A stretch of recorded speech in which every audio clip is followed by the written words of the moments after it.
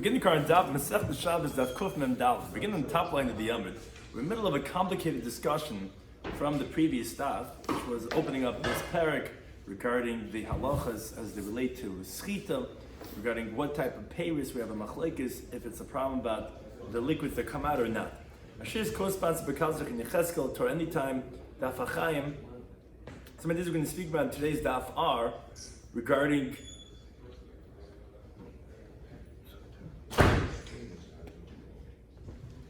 liquid that oozes from berries and pomegranates, regarding not putting away,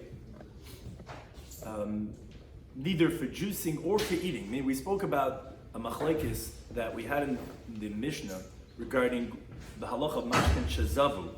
We said that everyone agrees that zeisim ba'novim are forbidden, and we said that Shar Peresim agrees that it's not a problem. We said that the machlekes is regarding tutim b'rimainim, berries and pomegranates. And then what we're discussing in today's daf is regarding what happens if those berries and pomegranates were not put away, not for juicing nor for eating. What would the halacha be? That's what's called stam. As we said, that all agree that fruits not normally juiced are mutter. The question is, how does that apply to remaining the pomegranates? Mikvah must be made of water. If other liquids fall in great enough quantity to change its color, so that will invalidate the mikvah. And then we have a discussion in the Gemara, is that any liquid, or is that specifically something that's called mashka? Additionally, the concept of hechshel kavul tumah, a food item could only become tummy if it was prepared. And that is specifically if it was l'ratzin, that's going to come up in today's daf, it was desired for that to be like that. Some important terms of concepts we're going to have are what's called mashka b'lo eichel eichel. A very interesting heter we have in the laws of schita is that the problem about squeezing out a fruit is actually like it's a toilot of dash, of threshing, which that is taking a liquid from a food item. However, if let's say the liquid goes directly into a food item, so that we consider then the liquid as a food item, so therefore like you're just cutting a fruit, you're cutting a fruit in half, you're taking a food from a food, that's not a problem about schita. Additionally, the concept of what's called batla daita eitz koladim, that if one person does something different than the rest, we don't consider it as a significant opinion. We've said that that's his intentionality is not nullified regarding everyone else. Allah of Klaya Cam is going to come in today's daf regarding the forbidden mixture of a vineyard. What is considered a certain case, if that's considered as Klayim or not, which that comes up into the concept of batla daita eitz koladim. So we're middle, like we said, we're starting the Kufmem Dal on the top of the Amid. Now we're in the middle of a discussion. The Gemara is in the middle of a question. As we said, that we have a machlekes between, Shmuel had said the following statement. He said, although we have a machlekes in the Mishnah, we said, Ein seichin as you cannot squeeze out fruits to remove the liquids. And if they come out, the Tanna Kama, the Chacham said, it's going to be forbidden in all situations. Yehuda says, it depends. He says, Im lo he says, if you had gathered them to be for eating purposes, then the liquid that comes out is going to be mutter. If you had gathered it for juicing, so then what comes out is going to be forbidden, because then we're concerned you're going to come to squeeze it out yourself. That was the machlekes. And that Shmuel had said, no. Rabbi Yehuda agrees to the Chachamim by Zeisim Anavim. Although Rabbi Yehuda is of the opinion that he says, by olives and grapes, he agrees it's always going to be asr. Because he still might change his mind to squeeze them, even though they're lo'ichlim. Because generally olives and grapes are meant for their juices, olive oil, grape juice, wine. So also, the Chachamim, they agree by other fruits that it's always going to be mutter because he will not squeeze them. So he said, what is their machlekes? By tutim b'rimainim, which sometimes they're juiced, but not as commonly as olives and grapes. And that's what Rav Nachman ben Yitzchak brought a brisa to show that all agree by olives and grapes, and the machlekes is by berries and pomegranates. That's what we had on the previous stuff. Now, in that discussion, the wording of Rabbi Yehuda, this is where again you have to hold what's called hot cup a little bit here with the cheshbon, because it's a little bit parenthetical. In Rabbi Yehuda, we had said, lo oichlin mutter, by tutim remind, which we said that they do disagree when you put the berries in a bowl because you wanted to eat them. And actually, on Friday when I gave the example, I actually had the grapes in my bag. My wife actually prepared for me the grapes, right? So he said by grapes, the juice is going to be also in all situations. But by others, let's say tutim remind, which is a middle type of a category, some people do juice them, some people don't. So he said if you have them in your own bag, in your own bowl for eating purposes, then the juice, he says, is going to be permitted. But he said lamashkin, and this is the word that threw us off, ulistam is going to be awesome. So not only if you had it for juicing purposes, You didn't have any intention at all. You didn't have for eating specifically. You didn't have for drinking. That we said is going to be asa. That threw us off, and the Gemara asked the question, said, whoa, but Rabbi Yehuda stam asa? Does Rabbi Yehuda hold not only when it was for juicing purposes, that's going to be asa, but that even if it was listam, that's going to be asa? We had a machlekes. The machlekes, and we quote a Mishnah. Again, this is like classic Talmudic style. Very difficult to understand what the Mishnah is talking about.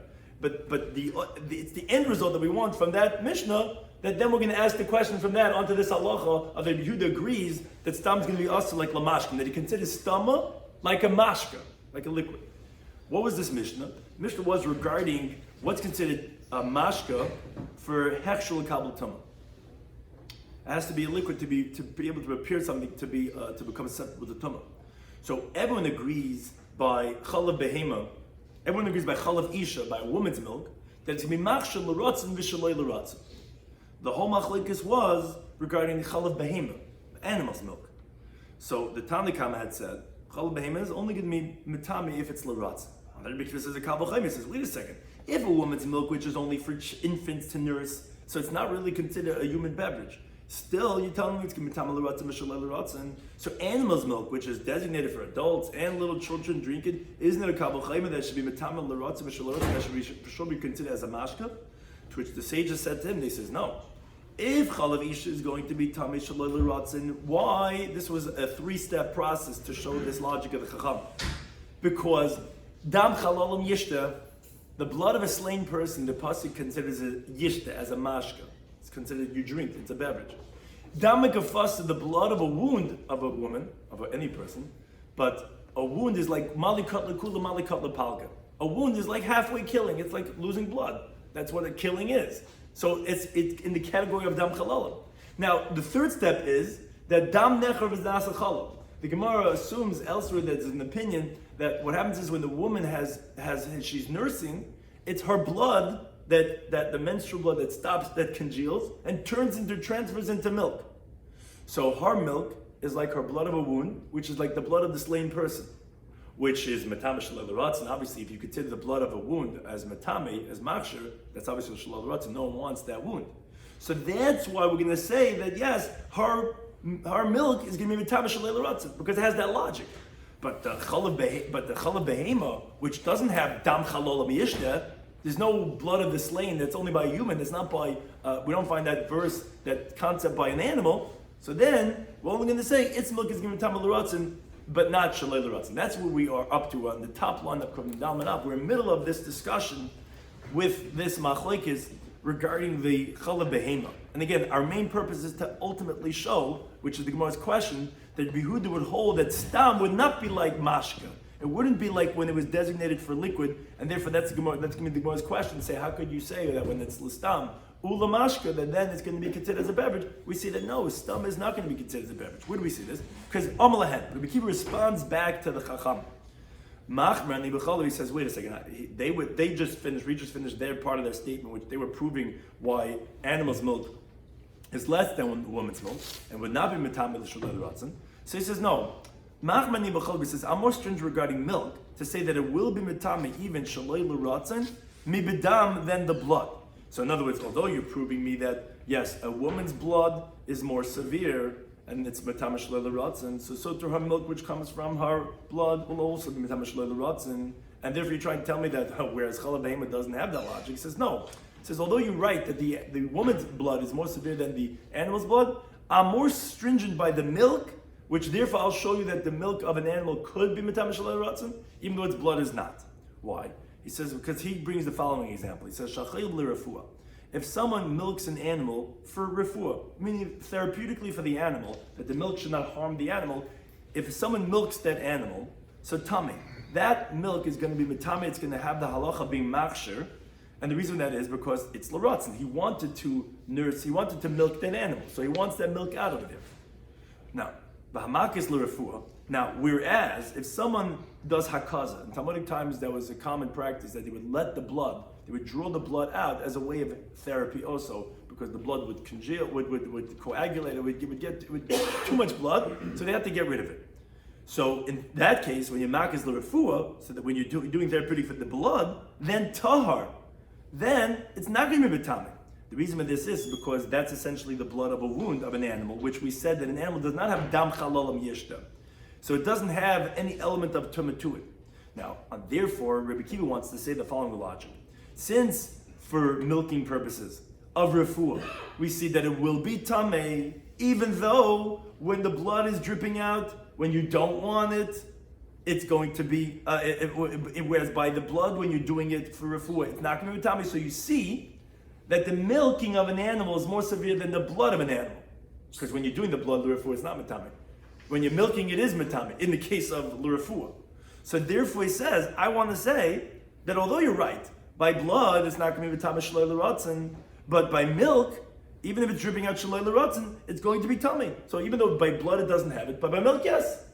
Your whole logic, the Chacham, was from the case of blood to show that the woman's is more severe than the animal, and the animal doesn't have shalei l'ratzin by blood, so it's not going to have by milk. He says, no, I'm going to show you that milk is more severe, it's more stringent to be considered as a liquid than by blood. Because by blood, you see makis is going to be tar, but by l'refuah, but by milking, it would be metam l'refuah. Okay, if you get it, you get it. If not, this is not the main part of the Mishnah, but that was part of the cheshbon. Now, Amrulai, they said back to him, which is a very simple comeback in some level, is that you can't compare shalai l'ratzin to coming out l'ratzin, meaning the severity factor you show me of the milk versus the blood is in the fact of milking, which is l'refuah, because it has too much milk and you have to get out the milk. Now, but you still can't compare it. That's still a case of l'ratzin. You want it out. So therefore, yeah, I could understand that then it's going to have the halach of tumah, even though it wouldn't have it by dam. But you can't compare it to when it's shalei l'ratzin, when it just drips out. Why not? Because this is their comeback. They say, Sali zazam zeisim anav michichu. The baskets of olives and grapes will disprove this, that you see that there is a fundamental difference if it's l'ratzin or shalei l'ratzin. What's the difference? Because when you have a liquid that oozes out of olives and grapes, l'ratzin, the halach is when, this is what the Mishnah is saying. L'ratzin, this is what the Chachamim responding back to Rabbi Kiva. If it's desirable, if you want it to come out, then tamei. Those olive oil and grape juice, those are the classic things that are considered mashka. It's going to be, if it goes on the salad, it's going to make it huksh l'kabel tamah. Shalei l'ratzin, if it's not desirable, then time it's going to be tar. Now, Tosfos just parenthetically brings down that the end of Masechet Machshir concludes this discussion, which Rabbi Kiva responds, he says, no. What are you going to prove to me from baskets of olives and grapes, where there it started off as a food item, and now it's going to be a mashka, whereas by milk, it started off and it ended off as a mashka. So therefore, he still disagrees with them. But be that as it may, that's the Mishnah. Now, this is what the Gemara's diuk is going to be, which ultimately going to be its question on Rabbi Yehuda from the previous stop. Says the Gemara, okay, wait, what were the words of the Chacham to Rabbi Kiva? The words were, by olives and grapes, l'ratzin it's going to be tamei, shalai l'ratzin is going to be tar. Now, which again, that was just, they wanted to show him that there's a difference between l'ratzin and shalai l'ratzin, therefore don't tell me that milk from an animal is going to be tamei shalai l'ratzin. Because even though you show me milk is more severe than blood, but still, that's only in the case of l'refuah, which is l'ratzin. Don't tell me you could prove it even shalei l'ratzin. But says the Gemara, my love, isn't it telling me, when the Chacham is saying l'ratzin, what does that mean l'ratzin? It means denichale. I mean the person desires the olive oil and the grape juice. Shalei l'ratzin, when we're saying that it's undesirable, means bistama, means to say that he never had intention for it. He never wanted it. It's just in general that he had it in the baskets, the olives and the grapes. And what does it say? In such a case, it's going to be tar because we don't consider it as a mashka. So as Rashi explains a little bit, he says, well, if it's Rabbi Yehuda, obviously that's a question. You told me according to Rabbi Yehuda's stomach is like a mashka. So why are you saying shaloi l'ratzin, olives and grapes are going to be tahar? What are you talking about? You hold, even by Tutim remind him, you hold that stama is considered as a mashka. And if it's like the Rabbanan, as Rashi explains, then for sure it should be tar according to Yehuda. Because even for what Rabbanan consider as a mashka, according to Yehuda, is not a mashka, like when it's la'ichlin, so to show something that according to Rabbanan is not a mashka, for sure according to Yehuda shouldn't be a mashka. So therefore the Gemara explains the Gemara's question. In regard to olives and grapes, those are things that are generally squeezed out. We said, if anything's going to be considered juice, it's going to be by olives and grapes.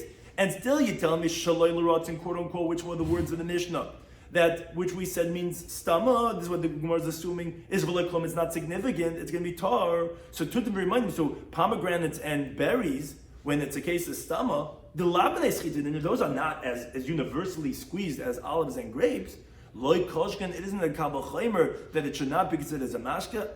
That refutes what we said in the previous daf, that parenthetically we had mentioned in that Brisa, when we were quoting the opinion of Rabbi Yehuda to show Rabbi Shmuel's teaching that everyone agrees by Zeizim Anavim it's going to be problematic. Shar Paris is not going to be problematic. The whole machlekes between Remaynim, which the Chacham say it's always going to be considered as a mashka. Whereas Rabbi Yehuda says La'oichlin will not be a problem, Lamashkin Ulistam will be a problem. You're considering stam as a mashka. What are you talking about? You see, stama is considered shaloi l'ratzin, is not considered as a mashka. That's the Gemara's question. That is a long-winded question, but that's the Gemara's question on the previous topic. Which the Gemara answers, loy. That's not the understanding of the words of the Mishnah. L'ratzain, when it says that if you want it, which then it's going to be machshel kalbatom, that's v'stama. That's what it means. It doesn't mean that you want it, you have to actively want it. It just means that, in general, that means it's desirable. Olives and grapes, generally we presume that a person would want the juice. Shaloi l'ratzin, what does it mean shaloi l'ratzin? Not like we originally had assumed that shaloi l'ratzin means you didn't actively want. No, it means you actively don't want. Shaloi l'ratzin. The Goli Adaite that he revealed his intention explicitly, that he said, Loi nichli, I don't want it. Oh, as Rashi explains, kilu das, or explicitly revealing your intention, is more than just putting it for food items, which that we could say is tar even by Zaysim, it's even stronger than that. Say, I don't want it for liquids. Oh, you don't want it? Okay, then it's not going to be considered as a liquid to be machshel kabel tuma. That was answer number one that the Gemara says. We're going to give another approach and say that you're right, that like we had said in the previous brisa on the previous daf for Rabbi Yehuda, that even in general stama, when you had no intention at all, it's going to be considered like a mashkam. But shani sali zeis of enough, and the word sali is important. When it's baskets of olives and grapes, that's going to be different in this mission that we quoted.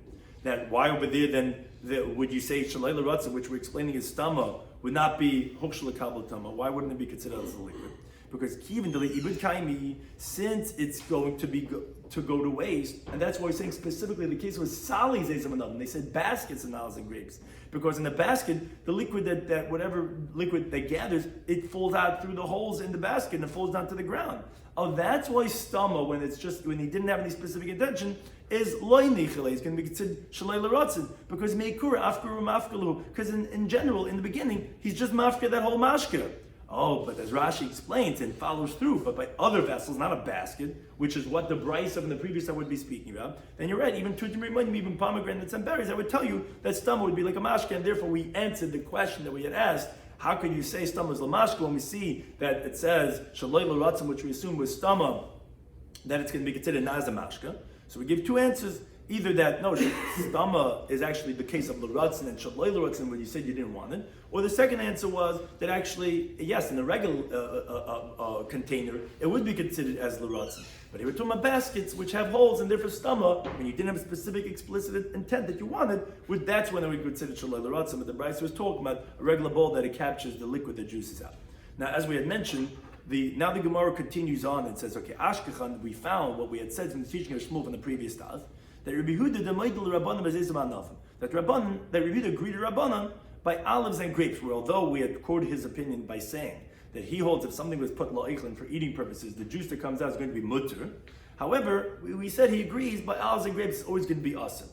And we said because their whole machlekes is only by tutim b'rimayim. Now, says the Gemara, but the other half of the statement, Rabbanan demoid Rabbi Yehuda b'shar Paris. This that we're saying that Rabbanan agree to Rabbi Yehuda by other fruits that there it's not going to be machshir the liquid that comes out. It's not going to be considered as a liquid, which has two applications we're discussing here. We're discussing regarding the laws of Shabbos. It's not considered as a liquid that would be forbidden because of the laws of Schita, and also regarding the laws that we were discussing just before regarding the laws of Hukshel Kabel Tumah, that it's a liquid for the laws of Tumah. Menal, where do we know that half? You just brought me a brisa, which was in the previous daf before we asked the Mishnah shiur, which we then discussed in today's daf. It all started off with the brisa that Rav Nachman had brought, that this brisa. But now up to the second half of that, how do we know that Rabbanan agreed to Rabbi Yehuda by shar peiros? So that's the Gemara time like learn the brisa. Brisa says seichatin we could squeeze out as we continue to the base with plums, which is to get the juice out of the plum. Ubeprisin and quinces, ubezradin and sorb apples, which these types of fruits, they're not normally juiced, and therefore their liquid's not going to be considered as a mashka, which therefore it's not going to be a problem about dash. The whole problem about dash is threshing is that you're taking one thing out of a different type of a thing. like when you take the actual thresh and you bang and you get the kernel out of the stalk. So here also, you're getting the liquid out of a salad. That would normally be a problem, but that's only a mashke out of an eichel. Here, it's not considered as a mashke out of an eichel. It's not a mashke. It's like an eichel out of an eichel. No one squeezes these juices, these fruits for their juices. So therefore, it's permitted to squeeze them. And this is going to be the raya that we see the Rabban agree to Rabbi Yehuda. Now, and we're going to discuss this shortly, but not by pomegranates, because there it is normal to have pomegranate juice, very healthy, a lot of antioxidants. V'shal base Menashe Menachem, like we find that the household of Menashe bar Menachem, that they used to squeeze pomegranate juice in the weekday. So we see that there are those who would squeeze it. Therefore, b'Shabbos is going to be usher because it is a squeezable type of a fruit. But one thing we see is that we see in this brisa that you could squeeze other fruits. Says the Gemara, wait a second, my Drabbani. Where do you know what's the raya that Rabbanan agreed to Rabbi Yehuda? Who said this price like Rabbanan? Dim Rabbi Yehuda, maybe it's like Rabbi Yehuda. Says the Gemara, but to have a number Rabbi Yehuda, let it be like Rabbi Yehuda.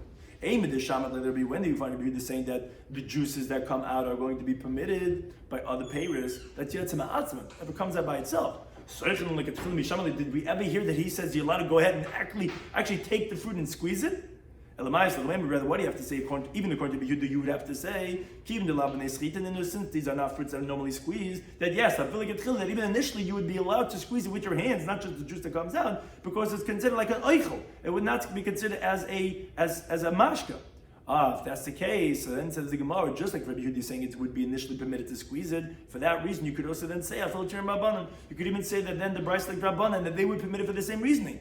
And since these are things that are not squeezed, I feel like it's chila, then even initially, that you're allowed to go ahead and do it. So Shema and Rabbani, obviously we could infer that the same logic would apply to Rabbanan. Shema and so therefore that proves the idea that Shmuel had said in his teaching that the Chacham agreed by Shar Paris, that Shar Paris, it's not a problem but the liquid that comes out, it's not even a problem but squeezing it, because there's no schit over here. Schit is a talad of dash. You're not doing a dash over here, you're just taking a fruit and you're cutting it in half. You take it because it's not considered as a mashkam. That proved the other half of that halacha. Now, once we introduce this brisa, the Gemara asks on that. Again, classic Talmudic style. We bring in one thing, and once we bring it in, we ask on that. The brisa said, "Shal beis Menashe bar Menachem hayiseichtim b'rimayim."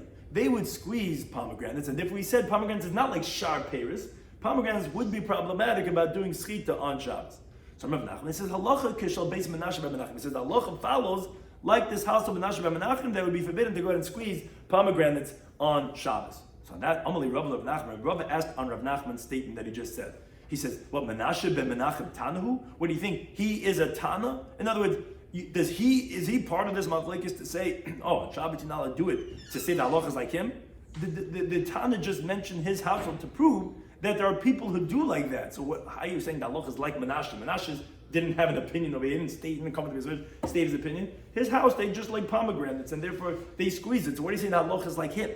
And if you're going to say, you're right, this that Reb Nachman said, the halacha is like the household of Beis Menashe. What he meant to say was, halacha k'aitana, the halacha is like this Tana, who we just quoted, that says forbidden to juice pomegranates on Shabbos. Because the Savalo Kishel Menashe ben Menachem, because he's like that household of Menashe ben Menachem. In other words, since Menashe holds like that Tana, where in the weekday they squeeze pomegranates, obviously he's showing us that it's something that you normally would squeeze it for its juices, and there would be problematic, and that's what you really meant to say, but it's still difficult in Rav Nachman. Because Umeshum the Sabik Menashe ben Menachem, since that Tana holds like Menashe ben Menachem, halacha gemaisa, halacha is like him. What does that mean? Menashe ben Menachem have a ruba de alma. What do you think? This one individual is the majority of the world? Because this guy got in his head that he's like going to squeeze pomegranates. So now we're going to consider pomegranates as something that's normally juiced. What? One guy, he had this idea, he's going to juice it. So why does that make it juicing? Why does it make it any different than Shab Peres that you say you're allowed to go ahead and squeeze initially because it's not a mashka? Because one guy, because Menashe ben Menachem, his house, they squeeze a pomegranate, that's going to make it now into a mashka? Says, and yes, we find such a concept. There's not like Mishnah Masechtas Klayim.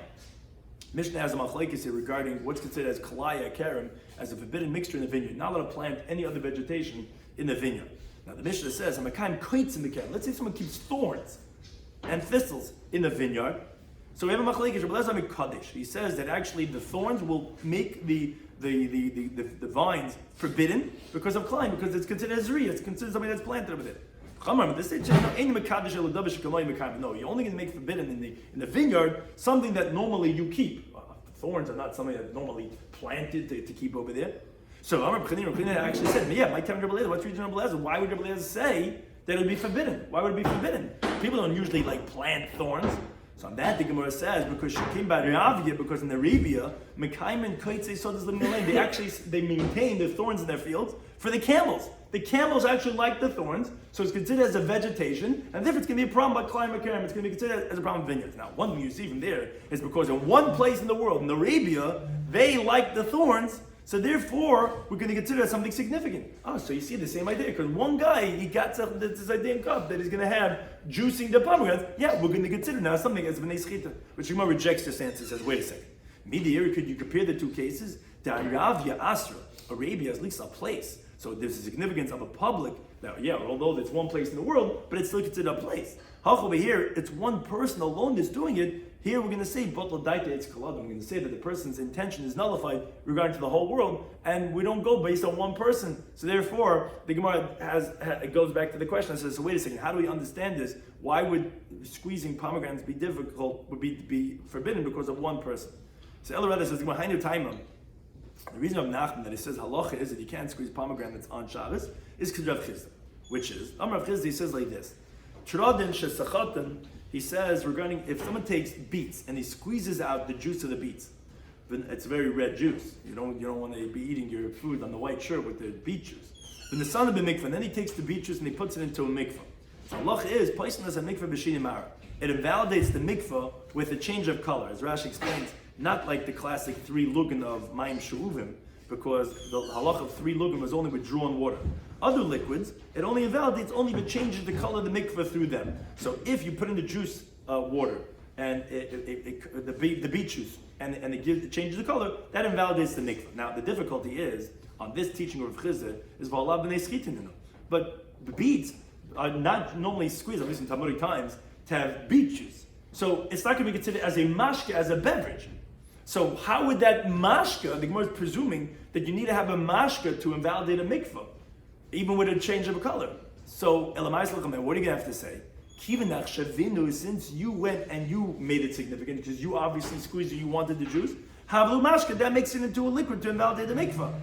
So I'm here also to make the halachas of schita and Shabbos, since if you're going to squeeze the pomegranate, you're considering it significant, havlu mashka, so therefore that's going to make it into a mashka. Now, if someone is paying attention regarding the contrast of pomegranates and sharp pears, Rashi explains that you're right. Although in general for the people in the world, the pomegranates are not going to be considered significant because this guy is squeezing out pomegranates.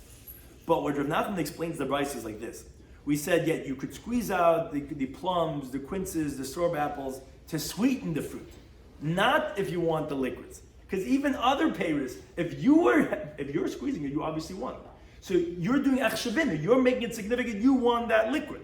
Now, when the Brisa then said of a labor remaining, what that meant to say was, but by remaining, we're not even going to let you do it just to, sometimes they would bang the fruit, even though juice would ooze out, not to get the juice, just to sweeten the fruit. It sweetens it up. It causes a molecular chemical reaction in the fruits when that happens, and it makes it sweeter. Now, when we said about the pomegranates, you can't do it, it's even to sweeten the fruit. Why? That's what the Tana was saying. Since we find by Beis Menashe that he used to squeeze it for the juice in the weekday, okay, so for Shabbos, we're not going to let you do it even to sweeten it, because you see somebody would do it for the juice.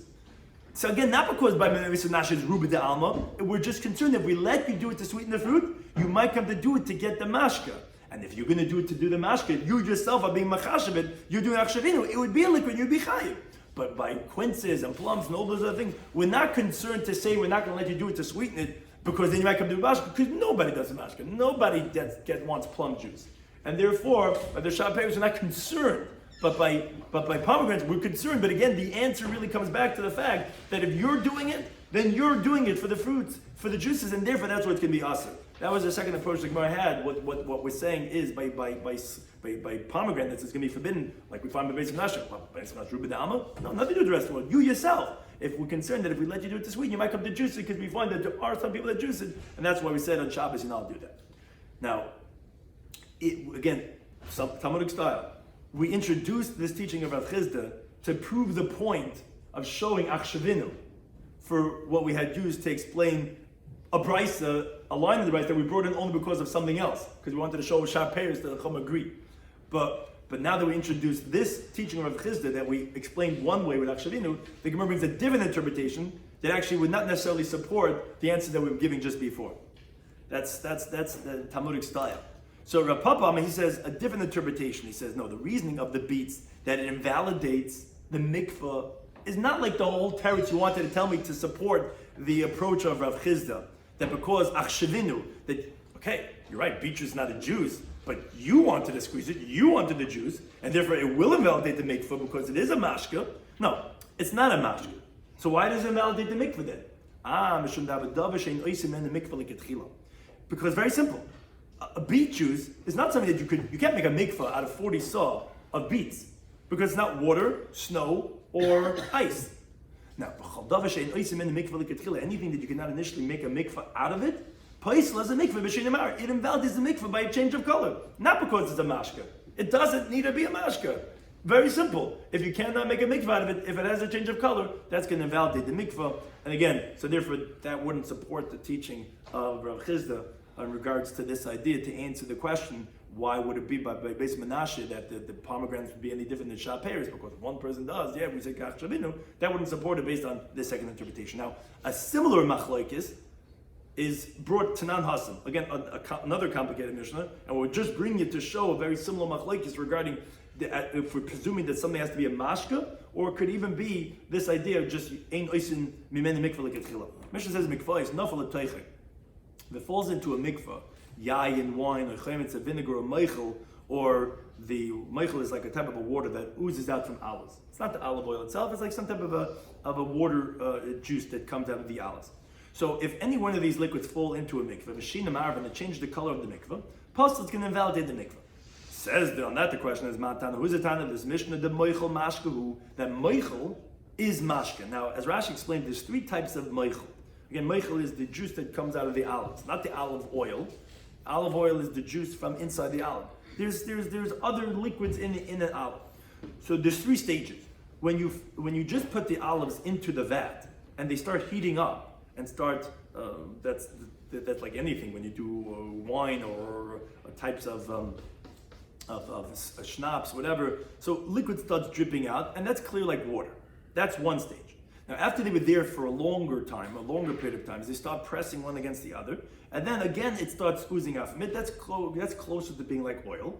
Then after you already pressed it, and you took the oil to the pressing house, and there's like a pile of the pulp that's in nets, which there it's attached into by the press. Then it oozes out again. That's what the Gemara is asking.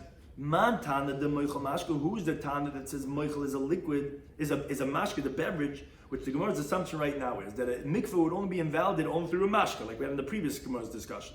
Even if it's regarding changing the color. So asking, if you tell me that meichel that drips into the mikveh is going to invalidate it, who is it that holds that meichel is considered mashka? Oh, that Rabbi says Rabbi Yaakov. It's Rabbi Yaakov telling in the Brayso. Rabbi Yaakov, he says meichel reika mashka. He says that the meichel, this juice that oozes out from the olives, is like a beverage. If that's the case, then why did they say, again, keep in mind the three stages. So why did they say meichel ayitza b'tchila, that the meichel that comes out in the beginning, when you just started loading up the olives, we said that tar, it's going to be tar, that's the first stage. Why is that going to be tar? So and that says Rabbi Yaakov, fish in the rates of b'kiyuma. That you don't really want to maintain that juice. That's like water. That has nothing, there's no oil quality whatsoever. So that's why that first stage, even though meichel is a mashka, the first stage will not be metame as machshel kabel tumah, because that no one wants that. Now, Shimon Eimer, who is saying obviously the Mishnah in Mikvah is not like him, he says no, meichel ain't kamashka. No, that meichel is not like a beverage. That's why we want to say the Mishnah wouldn't be like him. Now, if that's the case, says Shimon Matam Omer, why did they say meichel ayitzim ikol beis abad? That the juice that comes out from the netting of where it's pressed, whether after it was squeezed or before it was squeezed, but then that we say that juice is tummy, is going to be machshel kabel tumah. Why? You're saying meichel is not a mashka. That third stage is because it's not possible that any of the juice that's coming out won't have a little bit of some oil that's coming out with it. So therefore it has some oil in it because it's already at the third stage. So therefore it's going to be machshel kabel tumah. But again, one thing is we see Rabbi Yaakov Tzatan, the whole meichel is a mashka. But then the Gemara says, wait a second, my benai. Then what's the difference between them? We know because we were explaining it based on Rashi.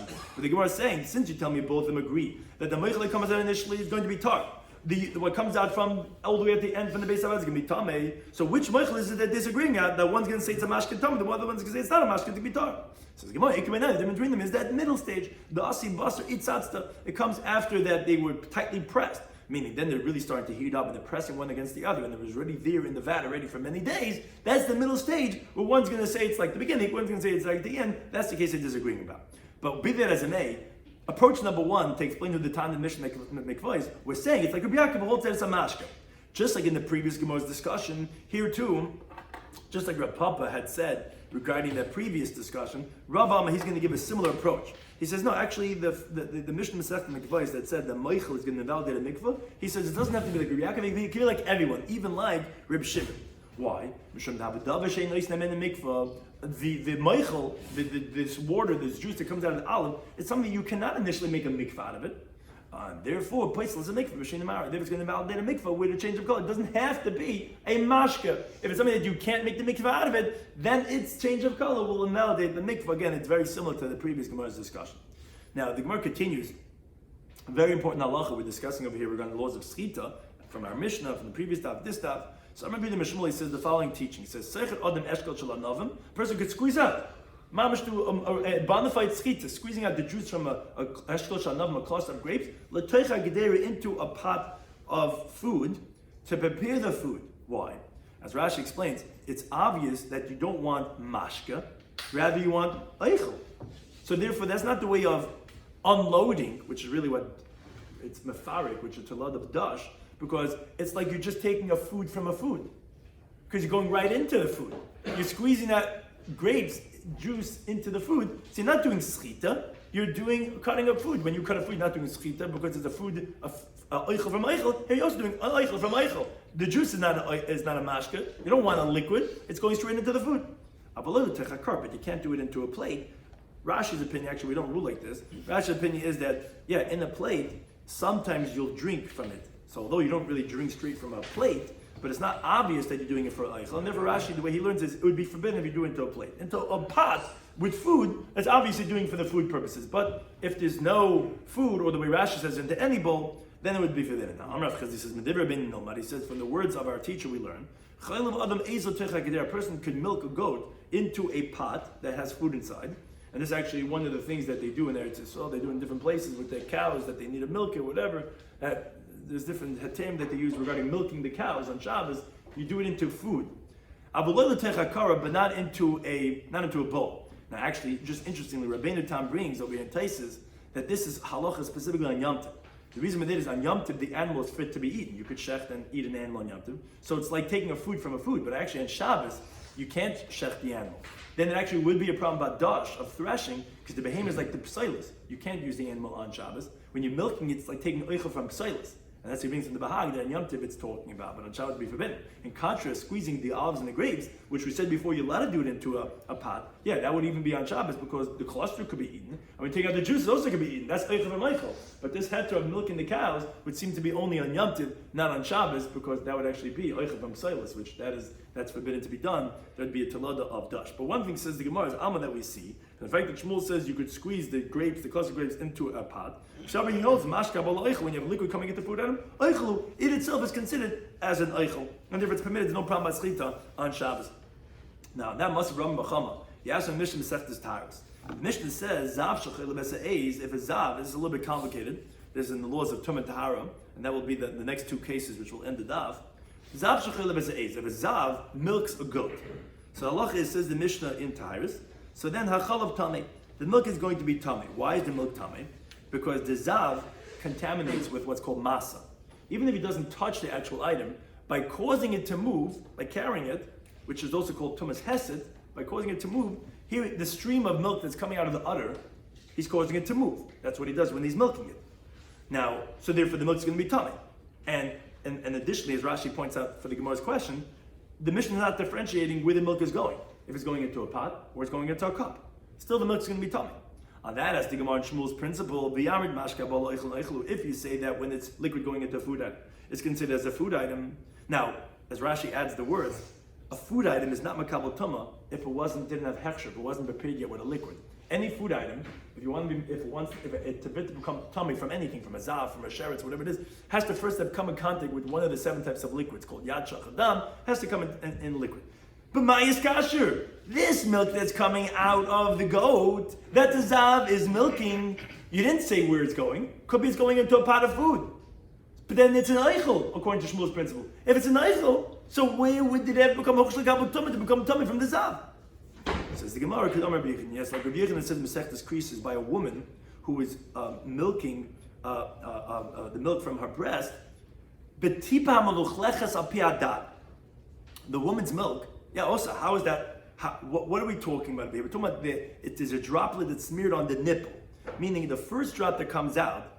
The woman wants it to be smeared on the nipple. Why? Because then it's easier for the baby to nurse. That is mashka. Because although what's going into the child's mouth would not necessarily ever become a mashka, but and that's a context over there that the Gemara discusses elsewhere. But one thing we see from there is that we consider that first droplet like milk, because it's not for eating purposes. It's not la'eichel. It's not for the child to eat it, because we want that droplet to stay on the nipple so that it makes it easier for the woman to nurse. Here also, here we're also talking about the droplet that's smeared on the nipple. That when you're milking the goat, you want that first droplet to stay there. So you want that liquid to make it easier to nurse, to milk the goat. That's what's machshir. The other milk that's coming out, although it's going into the food, it's going to be an eichel, but it becomes kosher from that first droplet. Another similar question, and that's what we'll conclude Maser Ravina. He asked from also Mishnah Masechtas Taaros. It says a different case, not a zav, a tamei mace. A tamei mace is someone that came in contact with a dead person. Shesachat zeis manav, he squeezed out olives and grapes. So he says, as we continue to come and Aleph, kebei muchavenis. This is an interesting case. If there's exactly the size of an egg's worth of olive and grape, so then tar. So the Mishnah itself explains over there that as long as he doesn't touch this doesn't touch the liquid, so he's only touching the food item, the olive or the grape. Now, since it's exactly the size of an egg, when you're going to start squeezing it and juice is going to come out, that first droplet comes out made the food item less than the kabeya. And a food item, even if it's machlekes Rashi, tell you about, even if it would come tummy, it cannot be metami mashka if it doesn't have a shiur of a kabeya. So even if your tummy is squeezing it, it's not tummy because it doesn't have liquid. The second the liquid starts coming out, it's already less than the shiur of a kabeya. Now, because if he would be touching the mashka, then he would be metami the mashka by the first droplet, which liquid could become tummy in the kosher. But regarding he's only touching the grape or the olive, so if it's exactly an olive, it's not going to become tummy. Now, and then the Bryce actually continues explicitly and says, but if it's less than if it's more than the gebeya, what? No, but the second it comes out, the food that's being matame he's not being matame the liquid. Do you look at what it was before it came out, or what it was? So there's a discussion between Rashi, but the thing is, it cannot be matame. Even if it was tame, it cannot be matame if it's less than the bear. And the liquid, this moment it's here that the food can be matame, it's already less. So it cannot be matame.